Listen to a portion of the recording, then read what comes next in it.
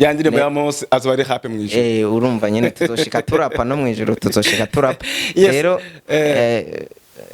guhibongoza ntawe bisabisana no kwivuga amazina iyo uri kurivuga amazina urumva ko wuzuye nyene urumva ko ubwiza bw'ivyo uri kuravuga butera bukuzura urumva kutera waguka ubundi rap ni novuga nko kugwangwara mande majambo igikoko cyafashe ikintu kugira nyene cerekana ubugabo kivuga ubugabo bukuru bwaco kiragwangwara intambwe yafashe ikintu iragwangwara kugira abahigi ntibahavure bayitesha ico gikoko yafashe rero natwe iyo turiko turagwangwara isi y'umwijimira menya ko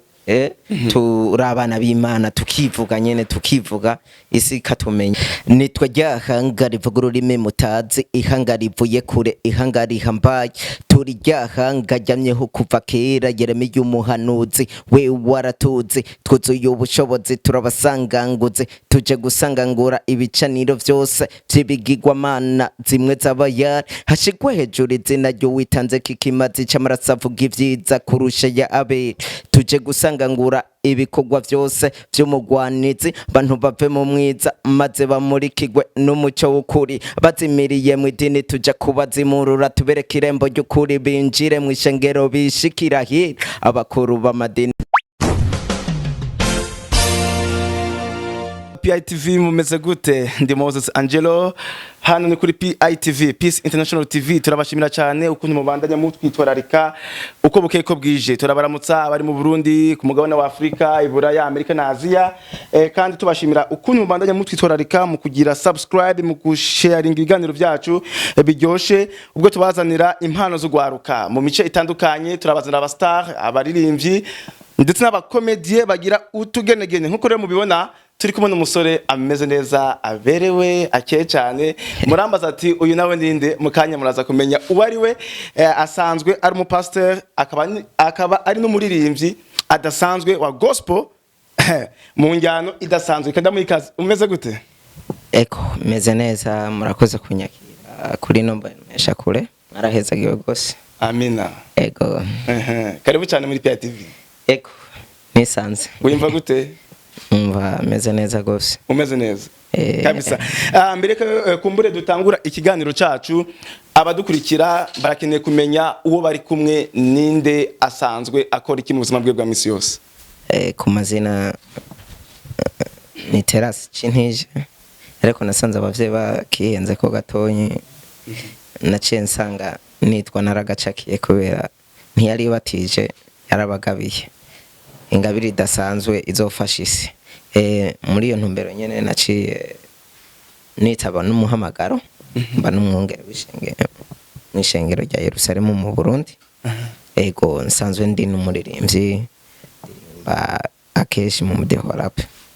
akombura rivuze umwungere tumva pastoro mu ishengero rya Yerusalemu hehe rya Yerusalemu mu Burundi rikorera ku Mutakura ku Gicenda inimero 40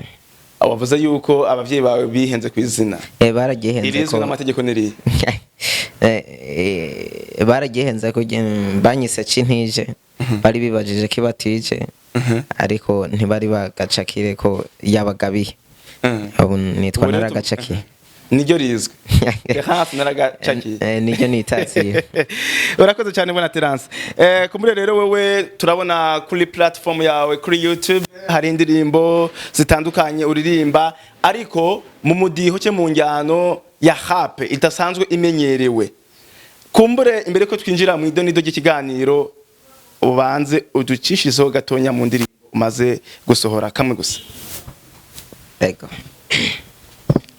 nitwa ryahanga rivuga ururimi mutazi ihanga rivuye kure ihanga rihambaye turi ryahanga ryamyeho kuva kera Yeremiya y'umuhanuzi we waratuzi twuzuye ubushobozi turabasanganguze tuje gusangangura ibicaniro vyose vy'ibigirwamana zimwe z'abayari hashigwe hejuru izina ryo witanze kikimazi c'amaraso avuga ivyiza kurusha ya Abeli tuje gusangangura ibikorwa byose by'umugwanizi bantu bave mu mwiza maze bamurikirwe n'umucyo w'ukuri bazimiriye mu idini tujya kubazimurura tubereke irembo ry'ukuri binjire mu ishengero bishikira hira abakuru b'amadini ntimuzana amajambo ntaco mwe tugira murazi ko muri inkwi natwe turi umuriro utongora byahishejwe abanyabwenge bihishurirwa inzoya gushika kwa data ntitwambaza Mariya Yesu niwe nzira ukuri n'ubugingo terasapo urarendo cyane kabisa. Yes, rekumbure abariko baradukurikira bavuga ati pastor azanye ikintu gishasha hape muri gospel ibitamenyerewe. Wotubwira inspiration aho wayikuyega pastor? Abantu bavuye mu gicapo ca mbere ubundi bwo rap niyo yari menyerewe. Kwivuga amazina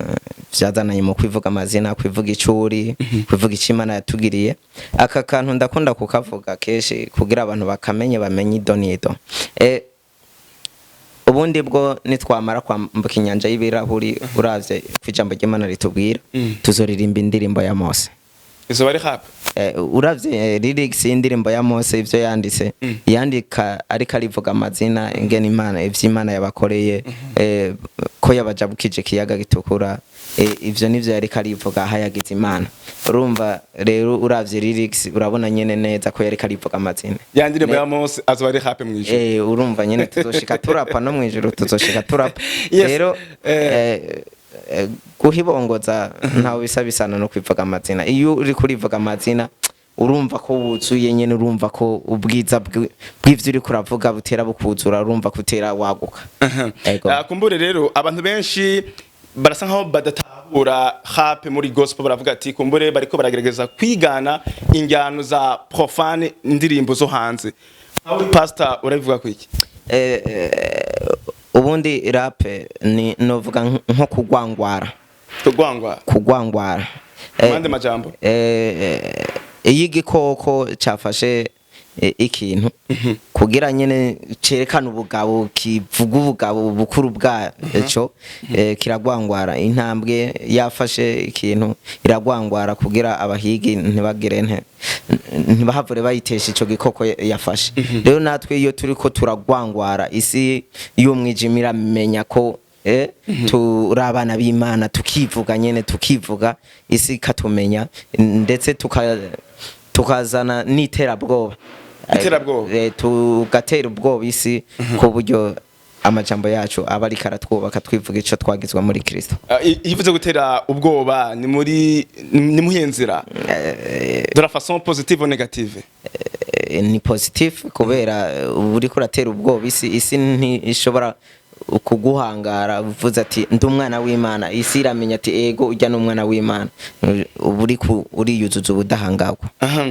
kuri iyo ndirimbo nyene urangije kuririmba niyo no kuri YouTube iri hariko birasa nkaho mengo nta titre ifise yitwa gute yitwa Abasangangutse akabazo kubera iki kuri YouTube ata titre ifise no kubera umuntu yihenze kuyishira ko twayishize ko nabi ntivyakunda ko ego nagerageje kuyumviriza numva amajambo aho uvuga ati ngo murakeneye yuko muza kuzimurura abazimire mu mashengero ego washatse kuvuga iki ga pastor ijambo ry'Imana Kristo ariko aravuga ati kariwe mwungere mwiza kariwe rembo ry'intama yaravuze ati abinjiriye ahandi abo nibisuma n'abambutse rero urashobora gusanga no mwishengero hari abantu bikonforma ku bana b'Imana mugatara abana b'Imana utiraho nyene baravuga yuko Imana ari imwe dusenga yarimwe ijuru n'isi ni gute umuntu yomenya yuko yinjiriye ahantu atariho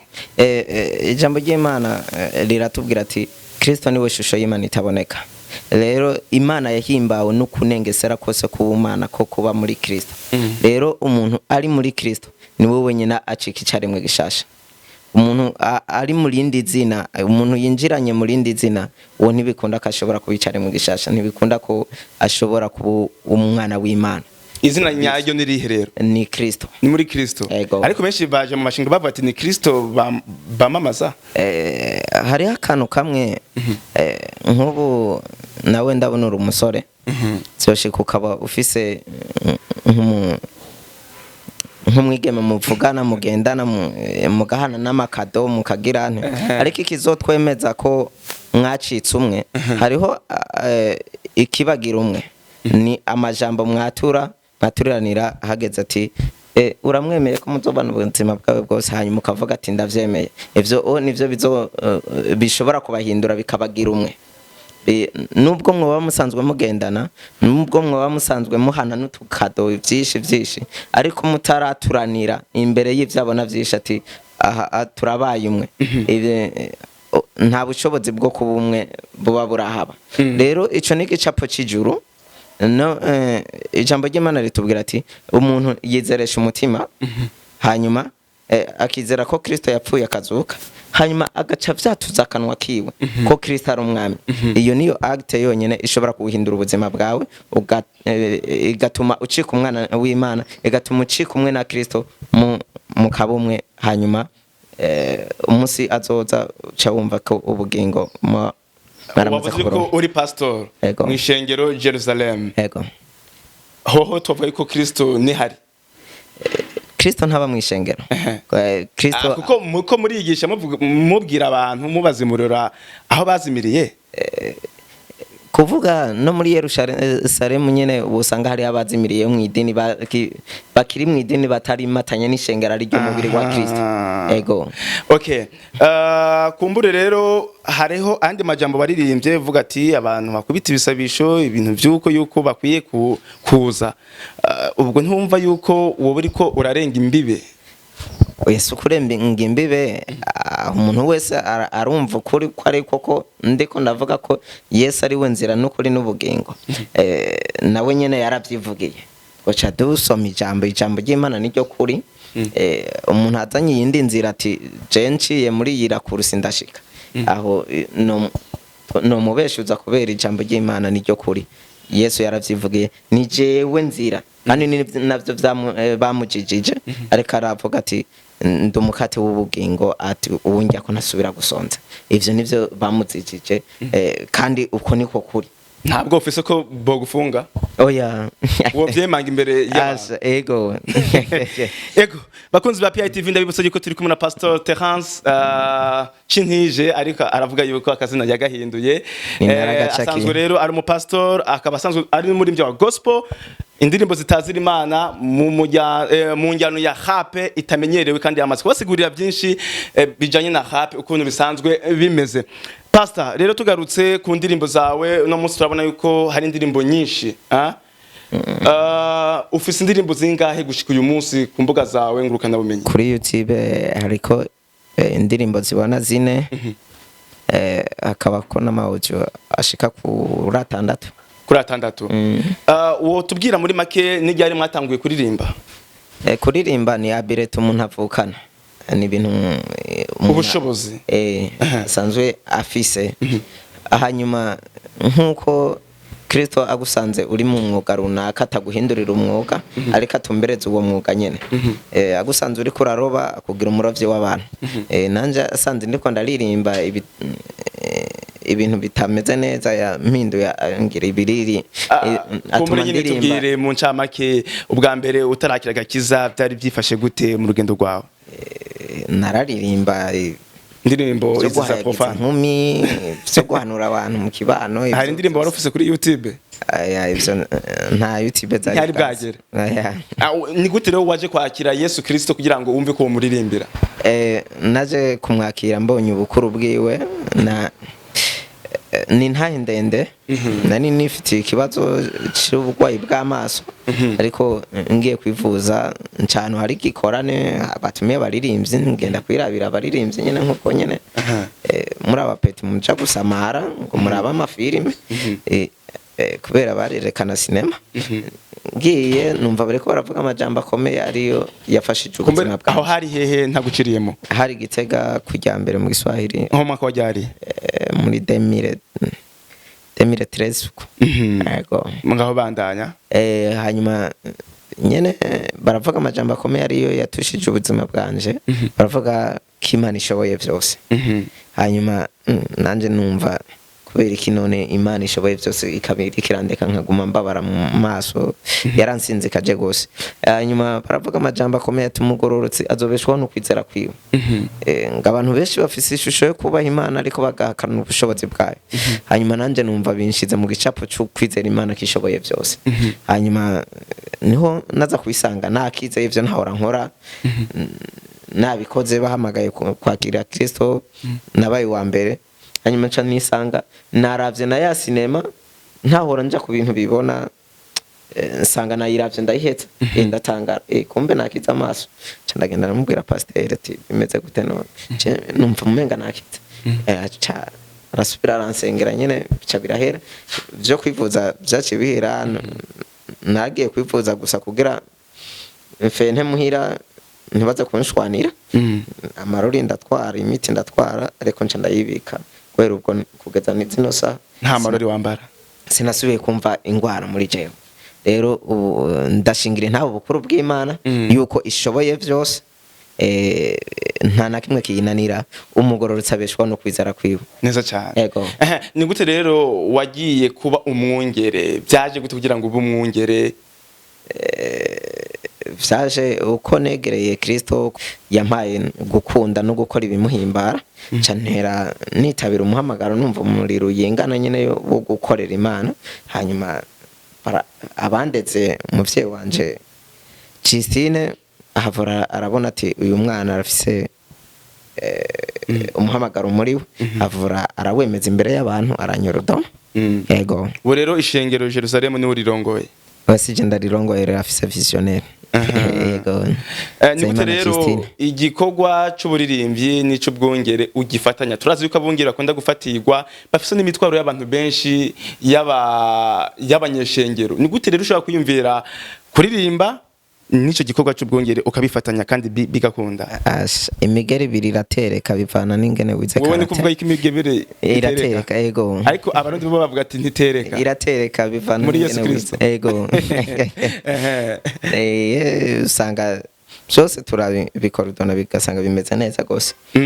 yego abanditsi b'indirimbo hariho abandika bivanye n'ibyo babona mu kibano muri societe abandika bisunze Bibiliya cyane cyane igitabo cya Zaburi imigani n'indirimbo ya Salomo wewe wandika wisunze ibiki ijambo ryo muri Bibiliya ryose muri make ni logos nta buzima rishobora gutanga n'inyuguti ariko y'ijambo ryo muri Bibiliya rihishuwe karonka ihishurirwa runaka iryo niryo rishobora gutanga ubuzima rero je iyo nsomye ijambo nkarihishurirwa nkarironka kubwenge muri iyo domaine ririko riravuga niho honyene nshobora kuronka inspiration yo kwandika indirimbo kugira ntanga ubwo buzima ndose nanje nakiriye yego kumbure pastor abaririmbyi barakunda guhura n'intambamyi ugasanga ivy'uburyo ico bita management urabizi wewe bigenda gute kugira ngo ushobore kwandika uzishire ku mugaragaro urafise abantu bagusupportinga canke bagufata mu mugongo bimeze gute kugeza ubu ndacatanga ibimazi bifise ico binkereje sindaronka umuntu afata mu mugongo kugira nshobore gukora vyoroshe ubu ndacagiye kirembe nirasheko ko ari hamwe hoboneka umuntu aza gufata mu mugongo ibikorwa vyanje vyoba vyiza kurusha kubera twaca dutanga message vyoroshe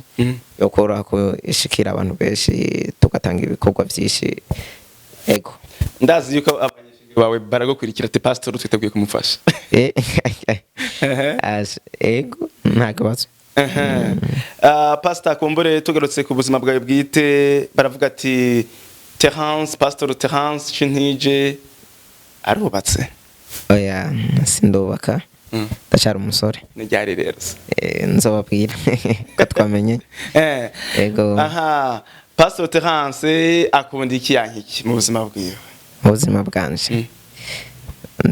ndankwa ikinyoma nkakunda ukuri ugakunda ukuri yego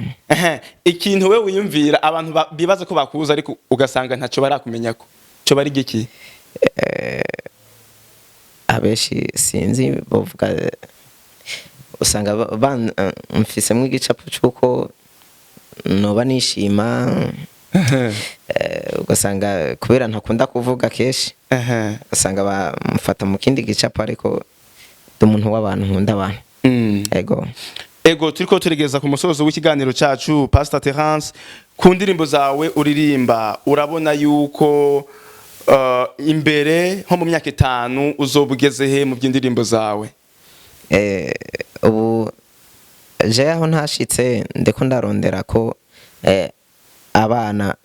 norera kugira bahashike. Hariho timu y'abana mu ndirimbo twarayibonye, sinzi ko ari bajya nyene. Ni bajya nyene. Timu y'abana ndiko ndarera yitwa Bowan Leagues team, abana b'inkuba. Ndiko ndabarera mu mpano zitandukanye, bitore hakiri kare bakurire muri iyo mpano, hanyuma bazorinde bayisazana. Hanyuma nizera ko aho ntashitse jeyo bashobora kuhashika, kandi bahashitse naje nzoba ndahashitse niyo resite yanje. Ndiko ndabategura, turi mu marepetition atandukanye, hari abatamba, hari abaririmba, hari abarapere, hari n'abavuza, umva mu madomene yose ndiko ndabategura bitore, hanyuma tuzoza turabamenyesha ibikorwa tuzoba turiko turakora. Ego ku ndirimbo rero za hape ni benshi bakunda kuvuga ati bajya babiririmba kumbure bariko barigana bisi, bariko bararondera izindi nyungu, uwo babwira iki? Bariko barafata umukate w'umwana bawugaburira utubwa. Majambo ya Yesu. Kubera iyi ningabire idasanzwe yo gukorera Imana. Nta ngabire nimwe Satani yazanye, byose ari inova akopya mu vy'Imana. Rero nibareke kabisa ingabire yo kuvugira Kristo ntibayihereze Satani kabisa. Ivuze yuko Satani akopya ivy'Imana, umwuga wo kuroga tovuga yuko ku Mana. Kuroga byose ni mpwemu. Ego cyane Pastor Terence Chintije, kenda gushimira cyane kuba mwashoboye kuduha akanya. Nizere ko n'ikindi gihe twabatuma kumuzo kwitwa akamukacu. Akajambo kanyuma kuba dukurikira. Barushiriza kudushigikira. Aha uyu numwami dushaka kutobekeranya abantu ibihumbi. Rero basimbiye kuri channel yanyu bakaparitaja, bakaraba, bakagira sabone, ivyo biba ari vyiza gose. Ndetse nanje nyene ndabatumirira kuja kuri channel yanje bakaraba ibikorwa vyanje, ndetse kubera ihishurirwa nari mfise ryarankujije ngejeje ahantu nabo baryumvise nkari basangiza, nabo bopfa mu kibanza iki bakigira imbere gatonya. Rero ndabatumiriye, channel yanje ni Terence Chintije, ariko indirimbo zitandukanye. Umuntu aricakurira mu mastire yose, naragerageje kubavangira kugira umuntu wese mu domene yiwe ashobore kuryoherwa. Urakoze cyane Pastor. Reka ndabashimira namwe mwese bakunzi ba PITV, mwamaze kumva byinshi kuri Pastor Terence Chintije, akaba asanzwe ari umuhapere muri gospel, indirimbo zihimbaza Imana by'ukuri. Mwumvise byinshi kubyo bamwe bahora biyumvira, ndibaza ko mwamaze gutora umuco ukwiye. Nuko rero muje ku mbuga ziwe, mugire subscribe, mu sharing indirimbo ziwe kugira ubutumwa bukwire hirya no hino kwisi. Mutibagiye gushenga kino kiganiro ca PITV aho uri hose kwisi kugira ngo abantu bose kibashikire. Mwari kumwe na Moses Angelo, nshimire cyane Marley Foden Pro, mu producer wacu yadufashe kugira amasanamu amajwi bize biri ara stop. Bye bye.